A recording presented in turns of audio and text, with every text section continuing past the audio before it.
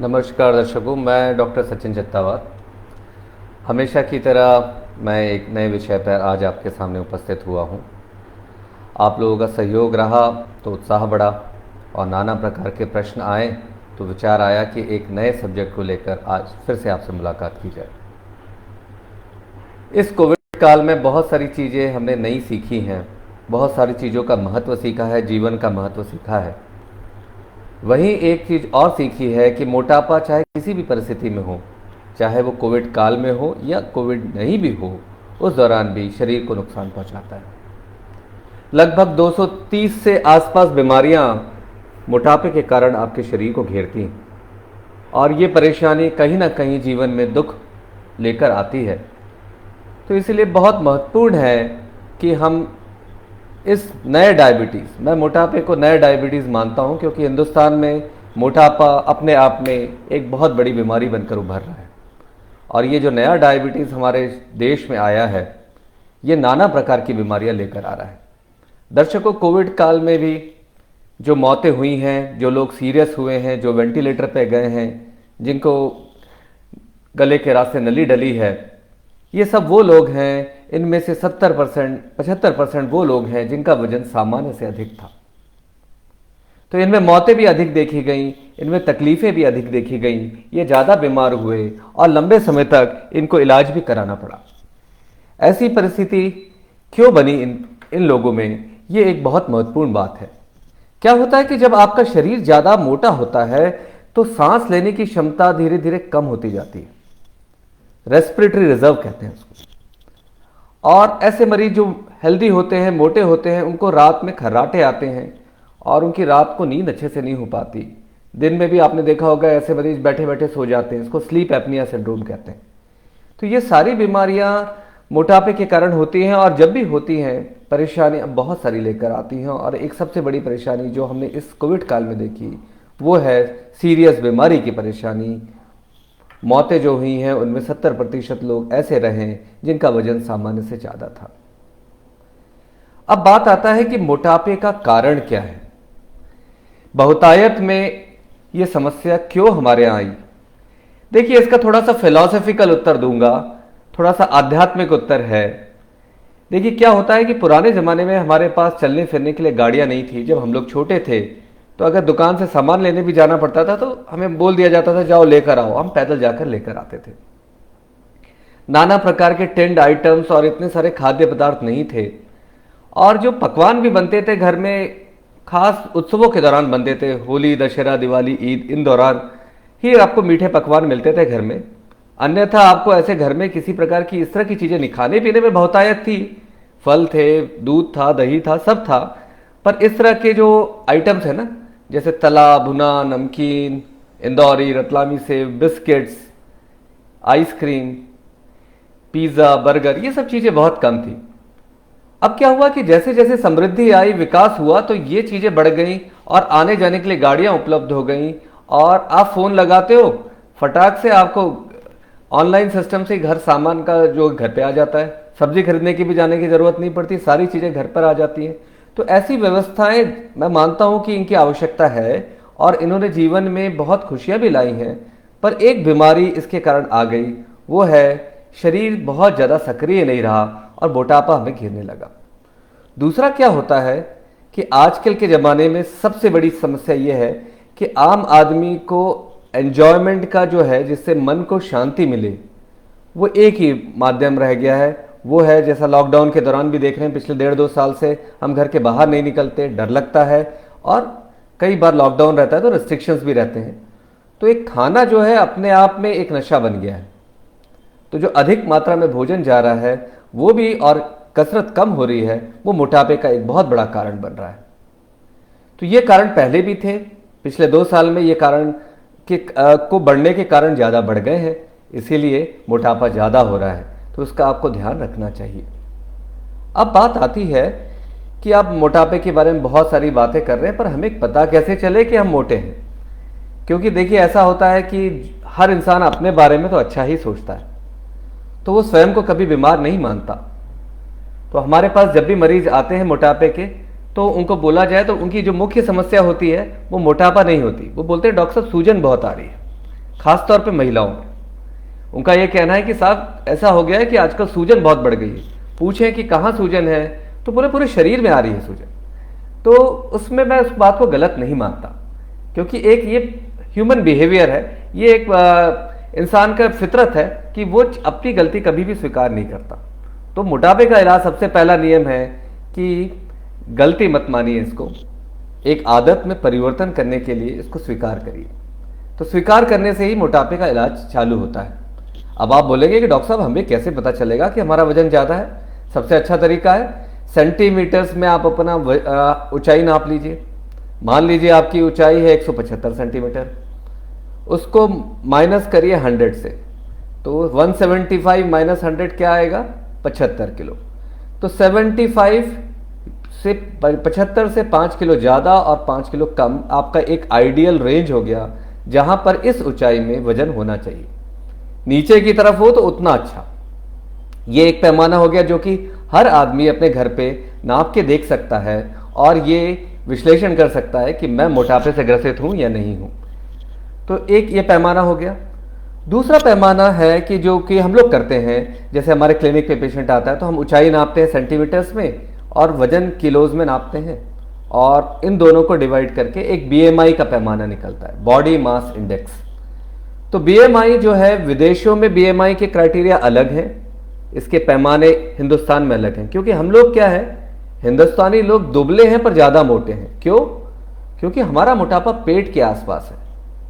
हम दुबले पतले, हाथ पैर सब दुबले हैं वेस्ट वालों से, पर हमारा पेट ज़्यादा निकला हुआ है। क्योंकि प्राकृतिक तौर पे सदियों से जो हमारे समस्या रही या हमारे पूर्वजों की अपनी जो समस्याएं रही, उनके चैलेंजेस रहे, जो उन्होंने चीज़ें देखी, वो चीज़ें इस प्रकार से घर पे आई कि शरीर में जब भी बहुतायत में खान पान होता है तो वो पेट में चर्बी जमा करने लगता है। तो इसलिए जो मोटापे के बीएमआई के क्राइटेरिया हैं, देखिए वेस्ट में क्या होता है कि 25 से ऊपर बीएमआई हुआ मतलब ओवरवेट, 29.9 से ज्यादा हुआ तो ग्रेड 1 ओबेसिटी, वैसे ही अगर 35 से ज्यादा हुआ तो मॉडरेट ओबेसिटी, ग्रेड 2 ओबेसिटी, और 40 के ज्यादा हुआ तो सीवियर ओबेसिटी। पर ये थोड़े से पैमाने इंडिया में कम है। अगर आप बोलो कि डॉक्टर साहब मेरा बीएमआई तो 24 आ रहा है, आप मुझे क्यों मोटा बोल रहे हो? क्योंकि हिंदुस्तान में बीएमआई का जो कट ऑफ है वो 25 नहीं है, वो 23.7 के करीब है। और 27 नंबर आ जाता है तो 27 के ऊपर हम ओवरवेट नहीं बोलते, ग्रेड 1 ओबेसिटी बोलते हैं, माइल्ड ओबेसिटी। तो माइल्ड, मॉडरेट और सीवियर के भी पैमाने 2-3 पॉइंट अंदर की तरफ हैं। तो याद रखिएगा कि इंडिया में बीएमआई के क्राइटेरिया थोड़ा लोअर की तरफ लीजिए, क्योंकि हमारा मोटापा पेट पे है। इसीलिए बीएमआई बहुत अच्छा क्राइटेरिया हमारे हिंदुस्तान में मोटापा नापने के लिए नहीं है। फिर बोलेंगे डॉक्टर साहब आप तो कंफ्यूज कर रहे हो, हाइट के बारे में भी आपने बोल दिया, वो एक तरीका आपने बताया। देखिए सबसे अच्छा तरीका है वेस्ट सरकमफ्रेंस नापना। ये जो हड्डियां होती है ना, कूल्हे की हड्डियां, वहीं से सर पे आपको टेप लगा के अपना वेस्ट सरकमफ्रेंस नापना चाहिए, कमर नापना चाहिए। तो कमर का क्राइटेरिया क्या है? एक हेल्दी इंसान में, पुरुषों में कमर 80 सेंटीमीटर के अंदर होनी चाहिए और महिलाओं में 90 के अंदर होना चाहिए।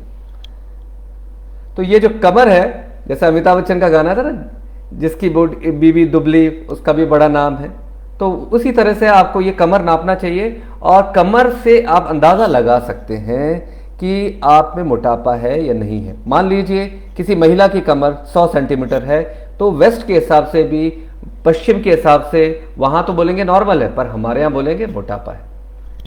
तो एक ये भी तरीका है जिससे आप मोटापा नाप सकते हैं। अब बात आती है बच्चों की। तो बच्चों में हम लोग जो बीएमआई का परसेंटाइल निकालते हैं, ग्रोथ चार्ट देखा होगा आपने, जब डॉक्टर के पास जाते हैं तो हाइट वेट वाला चार्ट होता है, तो उसी तरह से हम बीएमआई का परसेंटाइल वाले चार्ट में देखते हैं। और बच्चों में कभी भी 95 परसेंटाइल के ऊपर बीएमआई आता है तो हम उसको बोलते हैं मोटापा है, और 85 से 95 के बीच में ओवरवेट कहते हैं, और 85 के अंदर नॉर्मल कहते हैं। तो ये एक पैमाने हो गए जिसके से अपने को ये पता चलेगा कि हमें मोटापा है, और है तो किस तरह का है और क्या करना चाहिए। अब बात आती है कि मोटापा तो हो गया, हमने डायग्नोसिस कर लिया, सच्ची चीजें हो गई। अब इस मोटापे के लिए हमें करना क्या है, कैसे छुटकारा मिलेगा? तो मोटापे के लिए नाना प्रकार के टेस्ट करने की आवश्यकता प्रायः नहीं होती, पर मोटापे के लिए किसको दिखाएं? देखिए मोटापे के सबसे पहला इलाज का पहला स्टेप है कि आप हार्मोन की बीमारी, हार्मोन जनित रोग कुछ होते हैं जिसमें भी अचानक से मोटापा आ जाता है, और उन हार्मोन जनित रोगों को सबसे पहले आप एक हार्मोन के डॉक्टर से दिखाकर उसको रूल आउट करें, जिससे वो बोलें कि हाँ ये बीमारी नहीं है, तो फिर वो आपके लिए सबसे अच्छे तरीके से आपको मोटापे का इलाज कर सकते हैं। तो अपने को पता चल गया कि अब हमें मोटापे का रोग हो गया है, अब हम क्या करें। देखिए, बहुत बड़ी बड़ी बातें आती हैं, कलरफुल बातें आती हैं, लोग परेशान हो जाते हैं, पर लोग फिर पूछने लगते हैं कि हम मोटापे का इलाज क्यों करें, मैं तो बिल्कुल स्वस्थ हूँ, मेरा बीपी भी नॉर्मल है, शुगर भी नॉर्मल है, सारी चीज़ें ठीक हैं, फिर मैं मोटापा कम क्यों करूँ, वजन कम क्यों करूँ, ये प्रश्न आता है।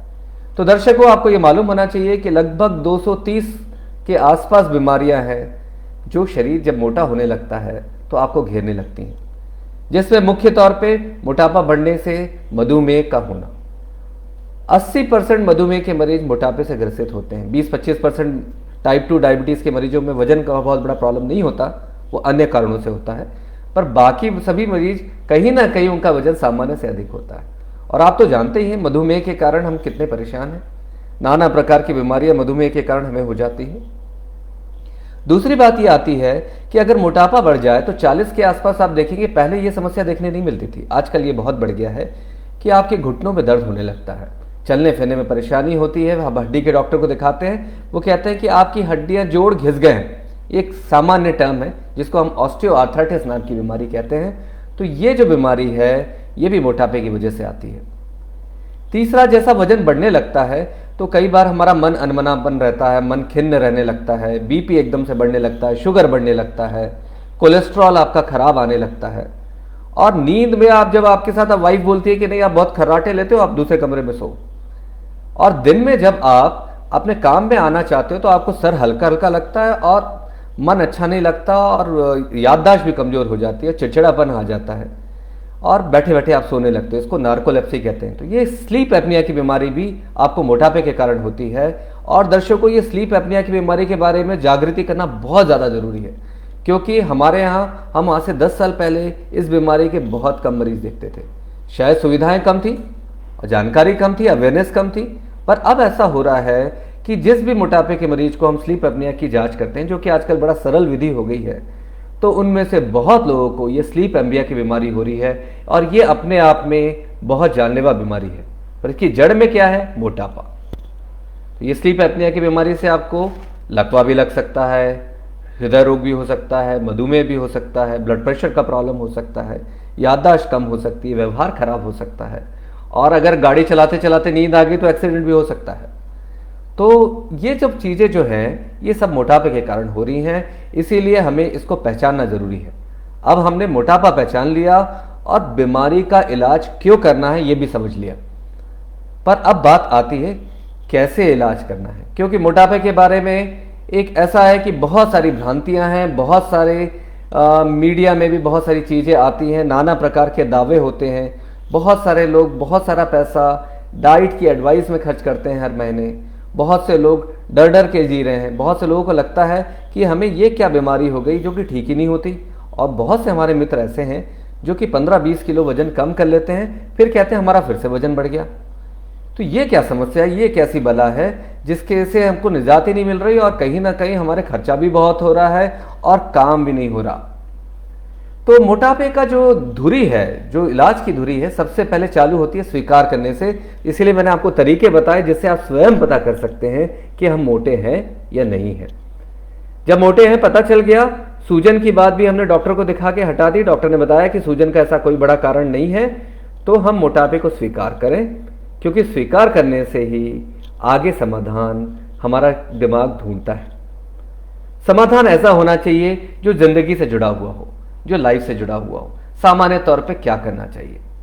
देखिए, इसका केंद्र बिंदु, मोटापे का इलाज का केंद्र बिंदु है खान पान, कसरत, और अगर इसके ऊपर आवश्यकता पड़े तो डॉक्टरी सलाह।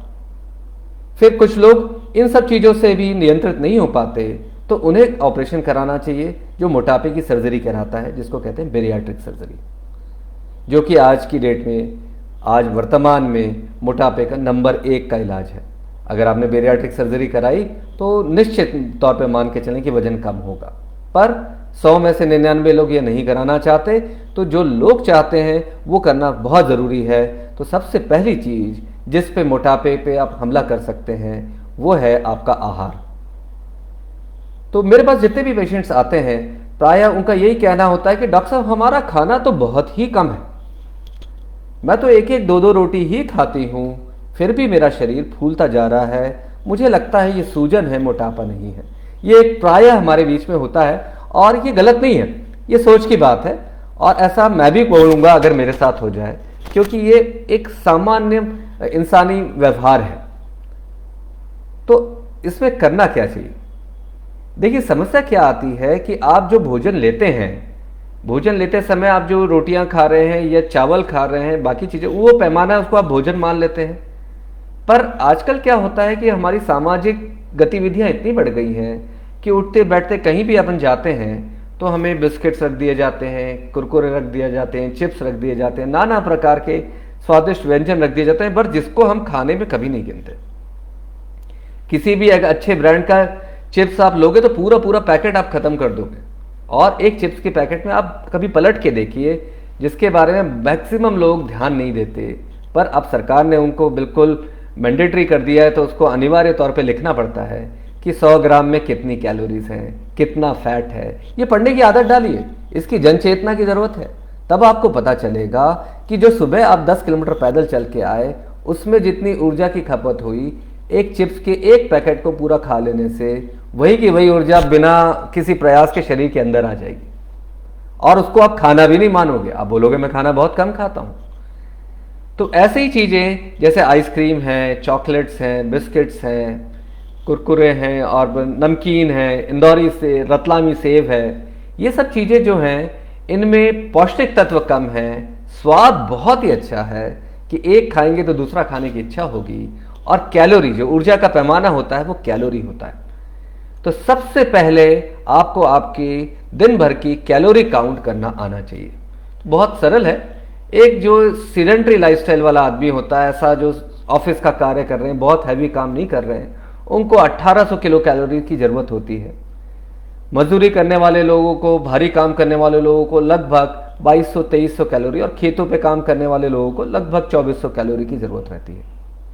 अब क्या होता है कि अगर हमें 1800 कैलोरी की ज़रूरत है, भोजन हमें जो अपना नाश्ता है, दोपहर का खाना है, रात का खाना है, वो भले ही हमें 1800 से कम कैलोरीज दे रहा हो, पर जो हम ये ऊपर से चाय, कचौड़ी, समोसा ये सब ले लेते हैं, इससे हमारी कैलोरीज बढ़ जाती हैं, और जिसको जाने अनजाने में हम मोटापे से घिरते जाते हैं। इसलिए ये खाना हमें कम करना होगा। अब बात आती है कि डॉक्टर साहब डाइट में क्या करें, क्योंकि डाइट का विषय आते ही लोग नाना प्रकार की सलाह देने लगते हैं, नाना प्रकार के लोग उभर कर सामने आते हैं, कुछ लोग प्रचार प्रसार भी करते हैं कि मोटापे की डाइट। तो मेरा यह मानना है कि कोई भी काम जो आप जीवन के अंत पर्यंत नहीं कर सकें, उसको अपनाने से परमानेंट समाधान नहीं होगा।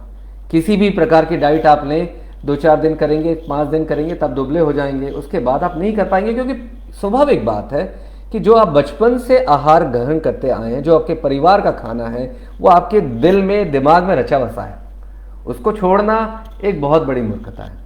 तो मेरा हमेशा से मानना है कि डाइट यानी आहार में परिवर्तन आपके घर के खाने पीने के अनुरूप ही होना चाहिए। वो ऐसा नहीं होना चाहिए कि जो खास तौर पे आपको मैं बोलूँ, आप गेहूं की रोटी खाते हैं, मैं बोलूँ कि ज्वार बाजरा खाओ। हाँ, बहुत अच्छा है ज्वार बाजरा, पर ज्वार बाजरा के आटे का स्वाद सबको नहीं अच्छा लगेगा। तो आप अगर गेहूं की ही रोटियां खाते हैं और गेहूं की रोटियों की मात्रा कम करते हैं तो वो भी उतना ही कारगर होगा। पर मित्रों, क्योंकि आपको लंबे समय से गेहूं की रोटी की आदत है, तो आपको कोई त्याग कर रहा हूं ऐसा भी महसूस नहीं होगा, और भविष्य में इस इलाज को छोड़ने की प्रवृत्ति भी नहीं होगी, क्योंकि इच्छा ही नहीं होगी, आपकी आदत हो जाएगी। अब जैसे सब्जी है तो सब्जी की कटोरी एक रखिए, दाल की कटोरी एक रखिए। बहुत से लोग बोलते हैं आलू मत खाओ, और हमारे मरीजों को बड़ा दुख हो जाता है कि डॉक्टर साहब कितने दिन हो गए हमने आलू ही नहीं खाया। वेज मत खाओ, नॉन वेज भोजन मत लो, ऐसी भी सलाह रहती है। आप अगर वेजिटेरियन खाना खाते हैं, सब्जी की कटोरी एक रहेगी, उसमें आलू भी चलेगा, पर एक कटोरी से ज़्यादा नहीं। तेल आप मत कम करिए।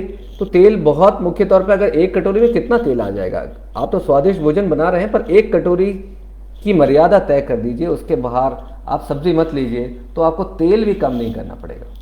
बहुत से केसेस में हम बताते हैं कि तेल कम करना है, पर साधारण केसेस में करने की ज़रूरत नहीं है। तो उससे स्वाद भी बना रहेगा, और वेज हो या नॉन वेज हो, नॉन वेज भोजन भी हो तो उसकी कटोरी एक ही रहनी चाहिए सब्जी की। तो इस तरह के परिवर्तन कर सकते हैं। तो इसमें आपको हिसाब किताब भी नहीं लगाना पड़ेगा और विशेष प्रकार की डाइट नहीं बनानी पड़ेगी। मान लीजिए आप 4 रोटी खाते हैं, आपने 2 रोटी कर दी, और 2 रोटी की भरपाई आप घर पर बढ़िया स्वादिष्ट सलाद या सूप बनाइए और खूब सारा खाइए, जिससे पेट यहाँ तक भर जाए। तो अगर आपने पेट भर लिया और मन तृप्त हो गया, स्वाद में भी अच्छा रहा, तो आप कभी भी इस खाने को छोड़ेंगे नहीं। नहीं तो क्या होगा कि आपको कोई अलग से हम खाना बताएं, किसी प्रकार का मील बताएं, तो उसमें ये होता है कि आप लंबे समय तक उस खाने को नहीं कर पाते। तो हमारे इलाज के दौरान मेरा हमेशा से मानना है कि आपको भूख कभी भी नहीं लगनी चाहिए। अगर आप खाना कम कर रहे हैं और भूख कभी ना लगनी चाहिए, ये शर्त तभी पूरी हो सकती है जब किसी माध्यम से आप पेट भर लेंगे। तो पेट भरने का तरीका मैंने आपको बताया, सलाद और सूप सबसे अच्छा तरीका है जिससे पेट भरा जा सकता है। अब बात आती है कि डॉक्टर साहब ये कीटो डाइट क्या है, इसके बारे में बड़ी चर्चा है। बहुत बड़े बड़े फिल्म स्टार्स कीटो डाइट कर रहे हैं, मीडिया में आके बताते हैं कि I am on keto diet, मैं केवल प्रोटीन खाता हूं और मैंने वजन बहुत कम कर लिया है। देखिए, प्राचीन काल में भी जब 1920 के पहले इंसुलिन नहीं था, तो हमारे डायबिटीज के मरीजों को भी हम कीटो डाइट देते थे, क्योंकि हम कार्बोहाइड्रेट कम कर देते। कार्बोहाइड्रेट मतलब जो दाल चावल में चीज आती है ना, वो दैट इज कार्बोहाइड्रेट। तो कार्बोहाइड्रेट हम कम करना चाहते थे, इसलिए हम प्रोटीन बढ़ाते थे। तो वो उस समय क्योंकि हमारे पास साधन नहीं थे, तो एक उपाय था। और कीटोन्स शरीर जब आपके कार्बोहाइड्रेट कम हो जाता है, ग्लूकोज कम हो जाता है, तो ये शरीर जो फैट है, वसा है, प्रोटीन है, उसके थ्रू ये कीटोन्स बनाकर अपने ऊर्जा की पूर्ति करता है। तो कीटोन डाइट एक अच्छी विधि है जो पर सबके लागू नहीं होती। देखिए क्या होता है कि केवल प्रोटीन खाना वेजिटेरियन लोगों के लिए बड़ा मुश्किल है। क्या क्या खाएंगे वेजिटेरियन? नॉन वेजिटेरियन खाने वालों के लिए तो ठीक है कि वो अंडा भी ले सकते हैं, मीट भी ले सकते हैं, चिकन भी ले सकते हैं, फिश भी ले सकते हैं, तो उनका कीटोन डाइट हो जाएगा, जिसमें वसा नियंत्रित नहीं की जाती। फैट आप ले सकते हैं जितना लेना हो, बस कार्बोहाइड्रेट कम होना चाहिए। कार्बोहाइड्रेट नाम मात्र हो या नहीं होना चाहिए। तो वेजिटेरियन डाइट में अगर मैं बोलूं तो फिर आपको पनीर खाना पड़ेगा, दूध से बनी हुई चीज़ें लेनी पड़ेगी, टोफू लेना पड़ेगा, सोयाबीन ले सकते हैं। कुछ दालों में भी कार्बोहाइड्रेट होता है, ऐसा नहीं होता कि दालों में केवल प्रोटीन होता है, उसमें भी कार्बोहाइड्रेट होता है। और तो फिर उनके लिए बड़ा मुश्किल हो जाता है। दूसरा लिमिटेशन कीटो डाइट में यह है कि कीटो डाइट में कई बार हमारे पास मरीज आते हैं तो उनका व्यवहार में परिवर्तन आने लगता है। कीटो फॉगिंग कहते हैं, वो थोड़े कंफ्यूज होने लगते हैं।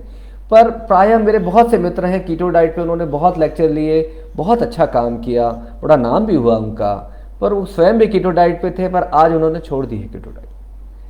तो मेरा फिर वही प्रश्न आता है कि साधन बहुत अच्छा है, पर मैंने आपको पहले ही बताया कि डाइट वही होनी चाहिए जो आपकी रोज की जीवनचर्या में, जो आप सालों से करते आ रहे हैं, उसी का भाग होना चाहिए।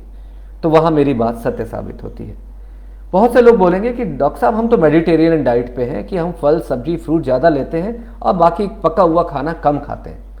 पर वो भी एक बहुत अच्छा तरीका है, क्योंकि मेडिटेरियन इलाके में दुनिया में इसी तरह से भोजन लिया जाता है, तो कच्ची फिश और उस तरह की चीज़ें हैं। पर हमारे यहाँ ये संभव नहीं है, क्योंकि आप हमेशा से उसके आदी नहीं। फिर कुछ से मित्र, जैसे नाना प्रकार की डाइट आती है, तो फैशन में भी डाइट्स आती हैं। तो एक बार बीच में एक डाइट आई, डॉक्टर दीक्षित हैं, उनकी डाइट आई दीक्षित डाइट, और एक NEGM नाम का बड़ा जर्नल है, उसमें एक शोध पत्र छपा जिसमें इंटरमिटेंट फास्टिंग, बड़ा नाम है इंटरमिटेंट फास्टिंग का, नाना प्रकार के, आपने भी ऐड देखा होगा, फेसबुक पे आते रहते हैं। तो इंटरमिटेंट फास्टिंग का बड़ा जलवा आया, सब ने दौड़ भाग के इंटरमिटेंट फास्टिंग करना चालू कर दिया। तो इंटरमिटेंट फास्टिंग मैंने हमेशा अपने पेशेंट्स को बताया है कि ये कुछ अलग नहीं। हमारे पूर्वज या हमारे माता पिता कैसे भोजन लेते थे? हमारे माता पिता ऐसा करते थे कि वो यूजुअली उनका जो खाना होता था सुबह 9-10 बजे के करीब होता था, जिसको आप नाश्ता बोल लें या दोपहर का खाना बोल लें। फिर वो अपने काम धंधे पे निकल जाते थे, दिन भर कोई खाना नहीं होता था, शाम को जाके 7-8 बजे के करीब रात का खाना होता था। तो इंटरमिटेंट फास्टिंग का मतलब ये है कि एक खाने से दूसरे खाने के बीच में 8 घंटे का अंतर। अगर आपने सुबह 9 बजे खाया और शाम को आप 8-9 बजे खा रहे हैं, तो लगभग ये 9-10 घंटे का अंतर हो गया। और रात में अगर 9 बजे खाना खाया है, 8 बजे खाना खाया है और सुबह आप सुबह 9 बजे के करीब फिर से खाते हैं, इसके बीच में 16 घंटे का अंतर हो गया। तो जो 8 घंटे और 16 घंटे का अंतर है, ये है इंटरमिटेंट डाइट। तो इंटरमिटेंट फास्टिंग में एक्चुअली क्या होता है कि आपका एक कंसेप्ट है कि आप पेंक्रियाज नाम की ग्रंथि को थोड़ा रेस्ट देते हो, बीच बीच में आप खाते नहीं हो, तो बार बार इंसुलिन का हार्मोन नहीं बनता, तो बीमारी को सही दिशा में आने का मौका मिलता है। पर ये भी आप रूटीन में आप ये करते ही आ रहे हो, तो ये आपका मोर और लेस हमारी जो डाइट है वो इंटरमिटेंट फास्टिंग वाली ही डाइट है। तो बहुत ज़्यादा हिंदुस्तानियों पे इंटरमिटेंट फास्टिंग बहुत ज़्यादा लागू नहीं होता, क्योंकि हम पहले से करते आ रहे हैं। तो ये नाना प्रकार के डाइट की विधियां हैं। कुछ लोग कहते हैं कि कार्बोहाइड्रेट बिल्कुल नहीं खाना, ना जैसे कीटोन डाइट में हो गया, लो कार्बोहाइड्रेट डाइट हो गई। पर आपको एक चीज़ ये भी मालूम होनी चाहिए कि जब कार्बोहाइड्रेट 130 ग्राम प्रतिदिन से हम कम कर देते हैं खाने में, तो दिल की परेशानियां उभर के आने लगती हैं। कई बार दिल की धड़कनें भी इधर उधर जाने लगती हैं, जिनको हम कार्डियक एरिथमिया कहते हैं। कुछ लोगों में डेथ्स भी रिपोर्टेड है। तो बहुत ज़्यादा खाने को रिस्ट्रिक्ट करने पे हार्ट का प्रॉब्लम भी आ सकता है और वो बहुत बड़ी बीमारी का कारण बन सकता है। तो बात यही आती है कि हम अपने आहार में ऐसा परिवर्तन करें कि कार्बोहाइड्रेट की मात्रा जो हमारे खाने में, प्रायः हिंदुस्तानियों के खाने में 80 से 90% है, उसको हम घटाकर 50-60% तक लाएं। प्रोटीन की मात्रा हमारे खाने में कम है, उसको हम बढ़ाकर 20% तक लाएं। फैट की मात्रा हमारे पास ज़्यादा है, तो हम फैट में इस तरह के फैट, घी खाने से कोई मनाही नहीं है। घी को बहुत बदनाम किया गया। शुद्ध घी, देसी घी के बारे में हमारे पूर्वज सही थे। तो देसी घी आप अगर लेना चाहें तो 1 चम्मच देसी घी रोज ले सकते हैं, उसमें कोई परेशानी नहीं है। क्यों?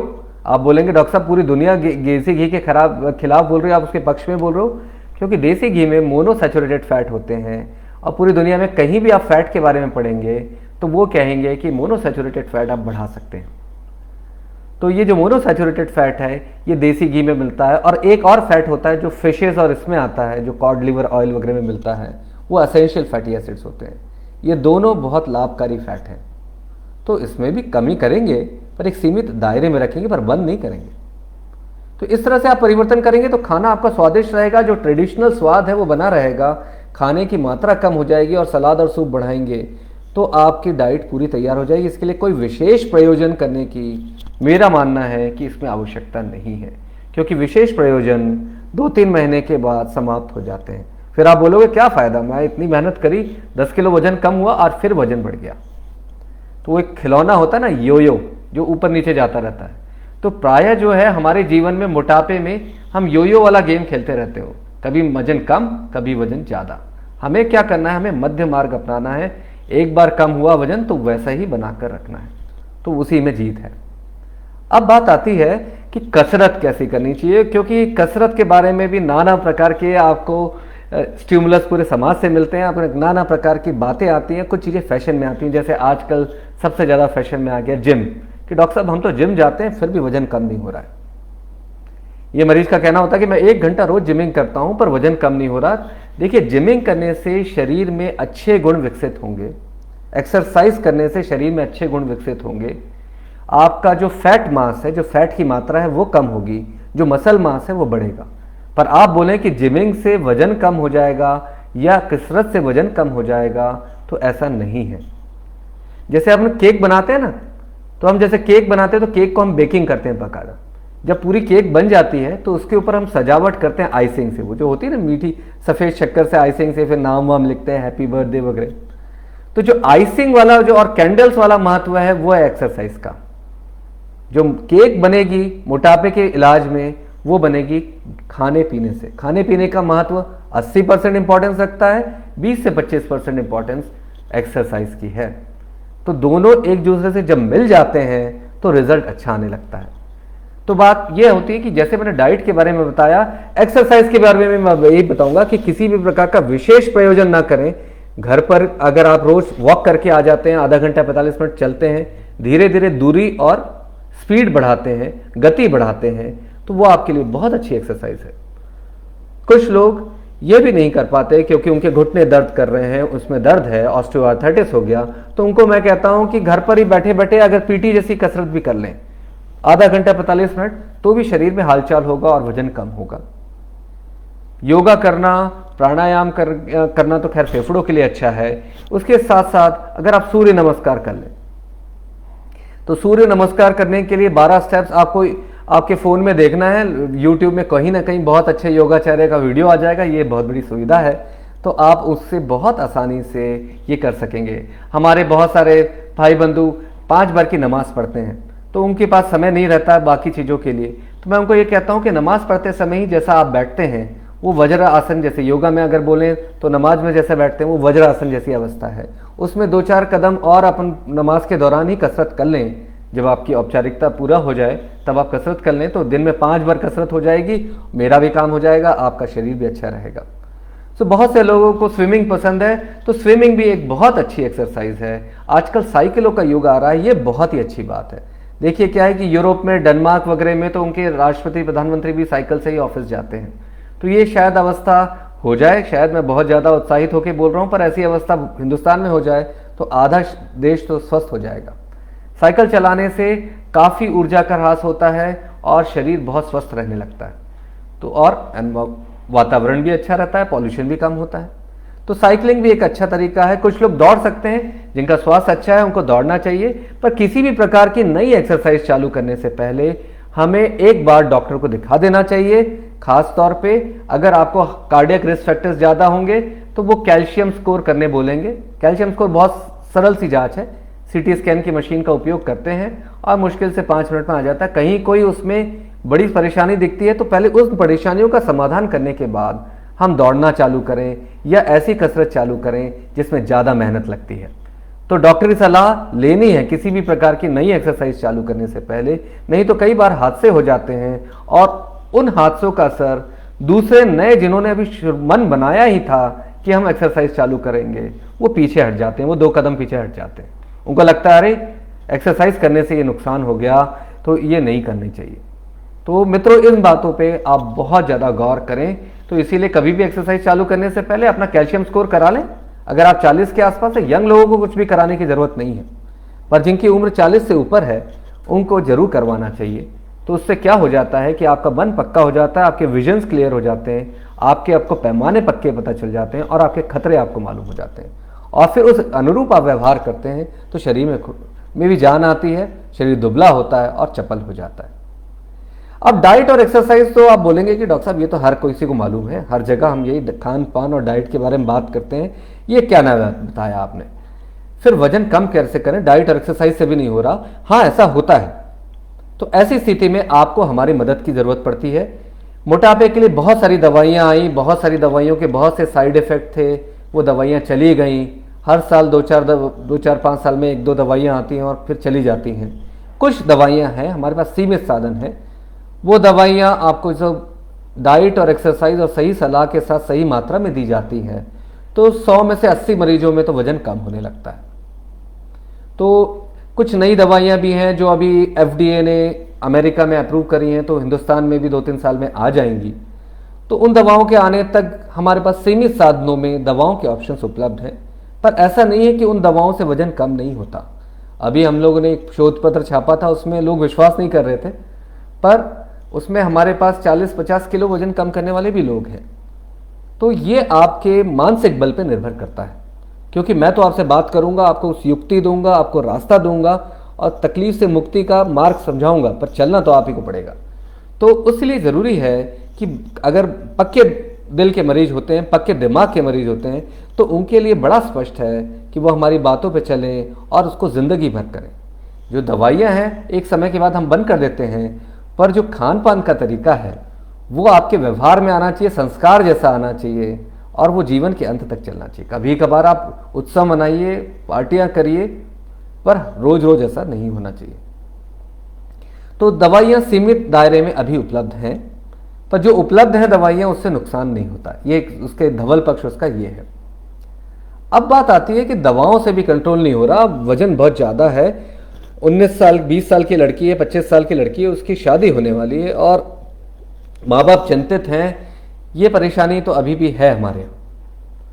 तो इस समय हमें क्या करना चाहिए? मान लीजिए आपका जो BMI का पैमाना 35 के ऊपर आ रहा है, 40 के ऊपर है, 45 के ऊपर है, तो ऐसे समय में आपके पास समय सीमा भी है तय समय सीमा है कि अगले आने वाले 6 महीने में, 1.5 साल में हमें इस काम को पूरा करना है, तो ऐसे समय में आप बेरियाट्रिक सर्जरी का सहारा ले सकते हैं। बेरियाट्रिक सर्जरी पूरी दुनिया में अब काफ़ी सेफ हो गई है। थोड़ा खर्चा ज़्यादा होता है और क्योंकि सर्जरी है इसलिए लोगों के मन में डर भी है।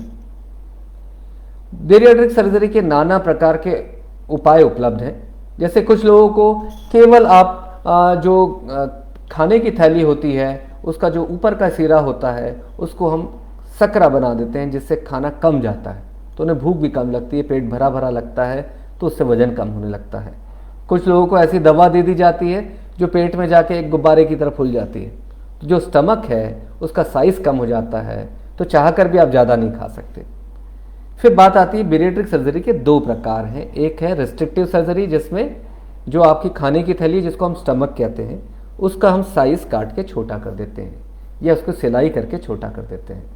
तो जिससे क्या होता है कि आपके पेट की में खाने समाने की क्षमता ही कम हो जाती है, तो चाह कर भी आप ज़्यादा नहीं खा पाते, और क्योंकि आप कम खाते हैं तो वजन कम होने लगता है। और जो दूसरा सबसे कारगर तरीका है बेरियाट्रिक सर्जरी का, वो होता है बाईपास सर्जरी, जिसके बहुत सारे नाना प्रकार के नाम हैं। मिनी बाईपास सर्जरी, और कई बार कुछ अतड़ियों के भाग को एक तरफ दोनों तरफ से काट के इस हिस्से को इस तरफ लगा देते हैं, इस हिस्से को इस तरफ से जोड़ देते हैं, इसको डिओडेनल स्विच कहते हैं। और लेज़र बेस्ड भी टेक्निक आने लगी है, जो कि अतड़ियों के अंदर की लाइनिंग है, शोध ये बता रहे हैं कि उनको हम हल्का सा लेज़र से डिओडेनम वाला पोर्शन है, छोटी अतड़ी का, छोटी आंत का भाग होता है, वहाँ पे हम उसको हटा देते हैं, उसका अंदर की कवरिंग लेज़र से, और वो दोबारा रीग्रो करता है, तो उसमें ऐसे तत्व बन जाते हैं जिससे वजन कम होने लगता है। तो बहुत सारी विधियाँ आ रही हैं, बहुत सारी विधियाँ हैं, पर वर्तमान में जो आपके बेस्ट साधन हैं, जो आपके कारगर उपाय हैं, उनको आप एक अच्छे डॉक्टर की सलाह में आप अपने जीवन में लाएं और सही दिशा में आगे बढ़ेंगे, तो आपको कभी भी मोटापे के लिए कुछ ज़्यादा सोचना नहीं पड़ेगा। तो नाना प्रकार के प्रश्न आते हैं, तो वो जैसे जैसे मैं अपना काम खत्म करता हूं तो मैं आपके प्रश्नों का उत्तर देता हूं। कि एक प्रश्न आया कि कोविड और मोटापे का आपस में क्या संबंध है। मैं यही कहूँगा कि कोविड और मोटापे का संबंध सास बहू जैसा संबंध है, दोनों एक दूसरे को मारने के लिए उतारू हैं।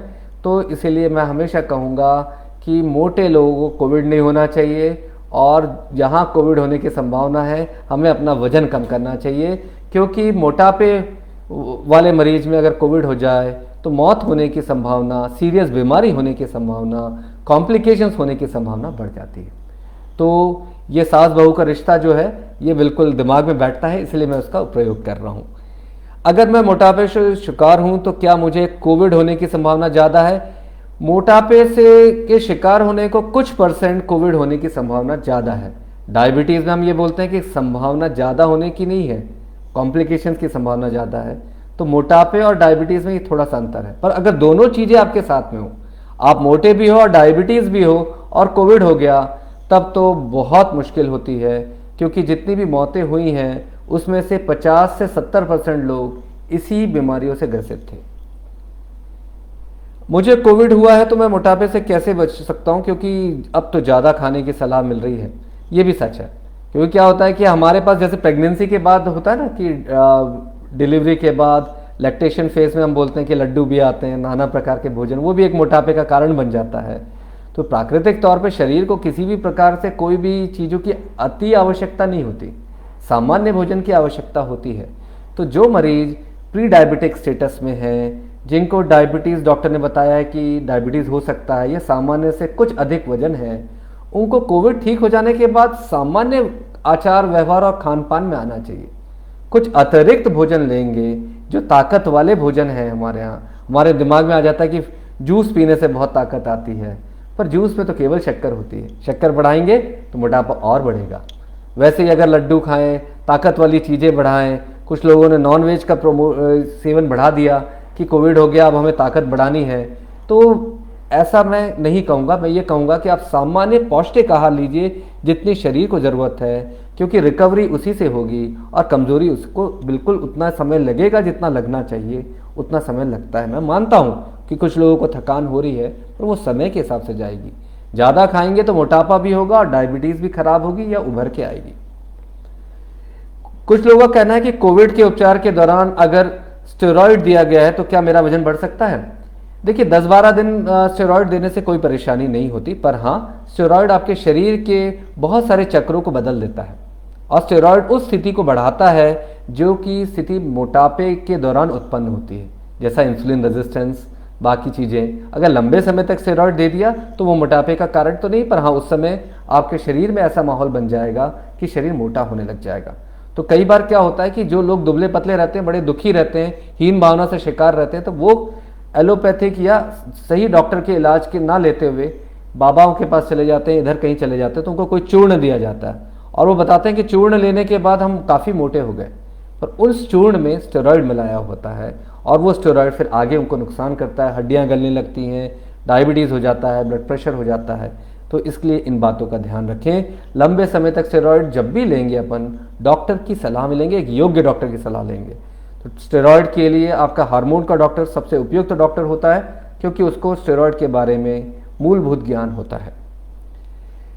चर्बी कम करने वाले व्यायाम कोविड से ठीक होने के बाद कितने दिन के बाद किए जा सकते हैं? देखिए कोविड के दौरान आपके व्यायाम करने की बात ऐसा है कि जो होम आइसोलेशन में है उनको तो हम ये कहते हैं नियमित चहलकदमी, एक्सरसाइज, वॉक अगर संभव हो तो करते रहिए। अब किसी को अगर फेफड़े का इन्वॉल्वमेंट ज़्यादा है, 50% से भी ज़्यादा है, थोड़ा भी चलते फिरते हैं, सांस भरती है, तो उनको ज़रूर हम ऐसी एक्सरसाइजेज, ऐसी कसरतें नहीं बता सकते जिनको करने से ऑक्सीजन की कमी हो। बाकी लोगों को अपने नियमित आप अपने जीवन शैली में आते जाइए और धीरे धीरे अपनी श्रद्धा के अनुरूप और अपनी ताकत के अनुरूप व्यायाम बढ़ाते जाइए। मोटापे में अगर खान पान कम रखा गया हो तो क्या रोग प्रतिरोधक क्षमता पर विपरीत प्रभाव पड़ता है? कल ही ऐसा हुआ था कि एक मरीज हमारे आए, बोले कि अभी मुझे कोविड हो गया है, रोग प्रतिरोधक क्षमता बढ़ाने के लिए मैंने खान पान बढ़ा दिया है, आपके इलाज में पहले तो मोटापा कम हो गया था, अभी वजन मेरा फिर से 15 किलो बढ़ गया। देखिए ज़्यादा खाने से रोग प्रतिरोधक क्षमता बढ़ेगी ऐसा नहीं है। सही मात्रा में खाने से रोग प्रतिरोधक क्षमता, रोग कम होंगे और रोग प्रतिरोधक क्षमता एक सही मात्रा में बनी रहेगी। पर ज़्यादा खाएंगे तो मोटापा होगा, शुगर बढ़ेगा, कोलेस्ट्रॉल बढ़ेगा, डायबिटीज़ बढ़ेगा, ब्लड प्रेशर बढ़ेगा, तो नाना प्रकार की समस्या आने लग जाएगी। तो ये भ्रांति कि बीमारी हो गई है और उसकी रिकवरी अच्छा बहुत सारा खाना खाने से होगी, ये गलत है। बीमारी हो गई है तो पौष्टिक आहार लीजिए, सही मात्रा में आहार लीजिए और व्यायाम करेंगे तो जीवन में खुशियां आएंगी। कोविड काल में बढ़े हुए वजन को कैसे कम करें? कोविड काल में बढ़े हुए वजन को कम करें, जीवन में सोच से शिथिलता हटाइए, चिंता हटाइए। बहुत लोग बहुत घबराए हुए हैं, उनको लगता है कि ये डायबिटीज़ हो गई कोविड के दौरान, उनको नींद नहीं आ रही, रात रात में उठ उठ के बात करते हैं कि यार, फिर उनको लगता है कि ये शुगर बढ़ने के कारण ही परेशानी हो रही। नहीं, ऐसा नहीं है, ये तनाव बढ़ने के कारण परेशानी है। और कई लोगों के जेन्युइन कारण है, क्योंकि साथी चले गए, रिलेटिव्स की डेथ हो गई, तो उनमें भी डॉक्टरी सलाह की ज़रूरत है। पहले मन एकदम शांत करें, मन अच्छा करें, फिर प्रयोजन बनाएं, खान पान को सीमित करें, कसरत चालू करिए और जीवन में खुशियां बढ़ाएं। हर दिन नया दिन है, उसको एक नए जीवन की तरह बिल्कुल जीना चाहिए कि हमें एक ही दिन जीना है और पूरी खुशियों के साथ जीना है। ये लक्ष्य हमेशा होना चाहिए। अब मोटापा जीवन से जुड़ी हुई बीमारी है, तो इसका उत्तर भी बाहर से नहीं आएगा, जिंदगी से ही इसका उत्तर आएगा। कुछ लोगों का कहना है कि लॉकडाउन में किस तरह के व्यायाम मोटापे से मुक्ति दिला सकते हैं। तो लॉकडाउन के दौरान देखिए, अभी लॉकडाउन तो खैर अच्छा है कि अब भोपाल में हट गया है, कुछ समय के लिए हफ्ते में 1-2 दिन होता है लॉकडाउन। लॉकडाउन के दौरान आप घर पर चहलकदमी कर सकते हैं, आप रस्सी कूद सकते हैं, बैठे बैठे पीटी जैसी कसरत की जा सकती है। ये सब चीज़ें तो किया ही जा सकता है। योगा एक अपने आप में हमारी संस्कृति की एक बहुत बड़ी देन है, वो आप कर सकते हैं। उसके साथ कुछ लोग जुम्बा कर सकते हैं घर पे ही, कुछ लोग एरोबिक्स कर सकते हैं। तो इच्छा होनी चाहिए, इच्छा है तो मार्ग बहुत हैं और बहुत सारी चीज़ें आप कर सकते हैं। तो क्या दवाओं की सहायता से वजन कम किया जाता है? कई बार लोगों के दिमाग में आता है कि साहब ये दवाइयाँ बड़ी विषैली होती हैं और मोटापे को कम करने के लिए मैं दवा नहीं लूँगा, आप भले ही कुछ भी करने बोल दो। ऐसा नहीं है, आपका योग्य डॉक्टर होगा। आप पहले तो आप योग्य डॉक्टर का चुनाव करें। पढ़ा लिखा आदमी होगा तो आपको वही दवा देगा जो आपके लिए आवश्यक है। और दुनिया में ऐसी कोई भी दवा नहीं बनी जिसका साइड इफेक्ट नहीं होता, ये मैं स्वीकार करता हूँ। पर साइड इफेक्ट के साथ भी उन दवाओं को सही मात्रा में देने की क्षमता आपके विशेषज्ञ के पास होती है। इसीलिए आपको अपने विशेषज्ञ की सलाह में जो भी दवा लेनी है उसको लीजिए, जीवन में खुशियों को आने दीजिए, उसको रोकिए मत। कुछ लोग ये कह सकते हैं कि कोविड के दौरान अगर मुझे डायबिटीज हो गई तो क्या वजन कम करने से ठीक हो सकती है? हाँ, अगर आपके शरीर में इंसुलिन बनाने की क्षमता में कोई कमी नहीं है, मोटापे के कारण इंसुलिन रेजिस्टेंस बढ़ गया, आप प्री डायबिटिक स्टेटस में थे, मैंने डायबिटीज होने वाली थी, कोविड हो गया, स्टेरॉइड मिला, आपको डायबिटीज हो गई, तो ऐसे मेरे बहुत से मरीज हैं जो आज कोई दवा नहीं ले रहे हैं। पर यह नियम सब पे लागू नहीं होता। सभी को एक ही साइज की शर्ट नहीं पहनाई जा सकती। हर आदमी का साइज अलग है तो उसके निर्णय अलग है, उसका व्यवहार अलग है, उसकी बीमारी का चरित्र अलग है। तो ये आपके विशेषज्ञ की सलाह में कर सकते हैं। कुछ लोगों की दवाइयां निश्चित तौर पे बंद हुई हैं और कुछ लोगों की बंद हो जाएंगी। ऐसा क्या होता है कि मेरा मित्र जो है वो 10 रोटियां रोज खाता है, मैं 5 रोटी खाता हूं और उसका वजन वो बिल्कुल दुबला पतला है, सूखा है और मैं मोटा होते जा रहा हूं। ये प्रश्न हमेशा आता है और हमेशा मरीज भी ये कहता है कि भाई मैं तो बहुत कम खाता हूं, मैं तो बहुत ही कम भोजन लेता हूं या भोजन लेती हूं, पर मेरा वजन बढ़ता जा रहा है। ये सच है, मैं उसको नकारता नहीं हूं। वहां ये नहीं बोल सकते कि आप झूठ बोल रहे हो, बिल्कुल सच बोलते हैं लोग। समस्या ये है कि आपकी जो शरीर की आग है, जिसको हम कहते हैं बेसल मेटाबॉलिक रेट, तो जो शरीर की आग है वो एक मेटाबॉलिक सेट पॉइंट है, मतलब वो एक फिक्स है, चया पचया का एक पर्टिकुलर पैमाना हर आदमी का फिक्स है। तो जिस आदमी में बेसल मेटाबॉलिक रेट ज्यादा होगा तो वो ज्यादा भी भोजन लेगा तो दुबला पतला रहेगा, मोटापा उसके आसपास भी नहीं फटकेगा।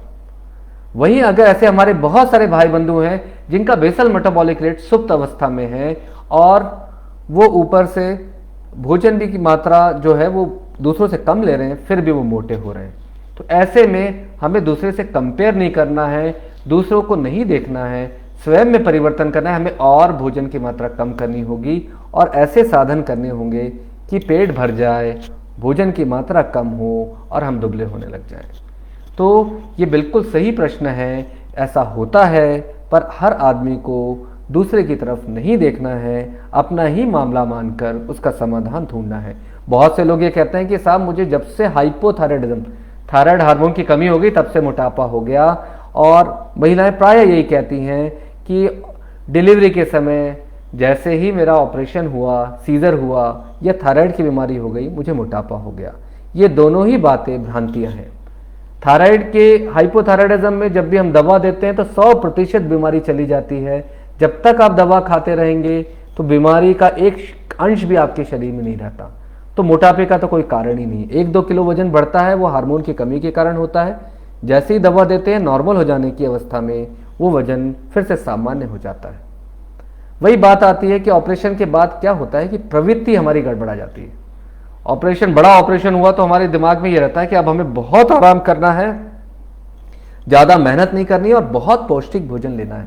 तो खाने की मात्रा बढ़ जाती है, कसरत कम हो जाती है और ये मोटापे का कारण बन जाता है। और एक बार जड़ ने अपनी जगह जमा ली तो फिर वृक्ष तो तैयार हो जाता है। तो फिर सालों साल आप एक ही चीज बोलते हो कि थायराइड की समस्या के कारण या ऑपरेशन के बाद ही मेरा मोटापा हो गया, बल्कि कारण आपकी समझदारी की कमी और शरीर में शिथिलता बढ़ जाती है और आहार ज्यादा हो जाता है। तो इसीलिए दर्शकों, मैं हमेशा ये कहूंगा कि बहुत बड़ी बीमारी नहीं है, पर हाँ जिंदगी से जुड़ी हुई बीमारी है। कोई इसके कारण जो है आसमान से नहीं आते, इसके कारण आपके जीवन शैली में है, आपके रोजमर्रा की जीवन शैली में है।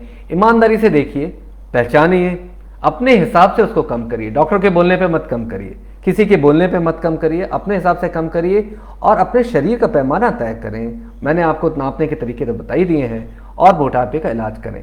उसके बाद भी अगर आपको मदद की आवश्यकता होती है तो कभी भी किसी अच्छे योग्य डॉक्टर को दिखाएं। आशा है आपको मेरी बात समझ में आई होगी। अगले हफ्ते फिर मिलेंगे किसी नए विषय के साथ। धन्यवाद, नमस्कार।